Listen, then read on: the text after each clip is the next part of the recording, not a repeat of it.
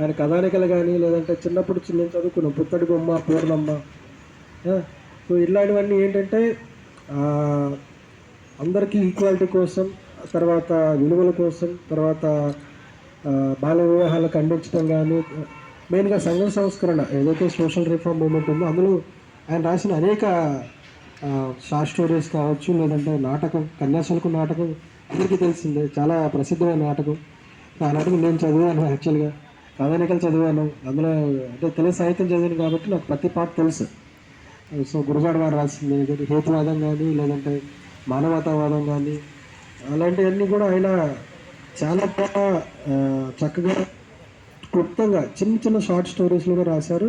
అలాంటి గొప్ప వ్యక్తి వీళ్ళందరూ ఈరోజు విగ్రహ ప్రతిష్ఠ కోసం ఒక ఇనిషియేటివ్ తీసుకోవడం అనేది చాలా మంచి పరిణామం. దీనికి ఈ ఇనిషియేటివ్ తీసుకున్న అందరినీ కూడా నిజంగా అభినందిస్తున్నాను. Thank you so much.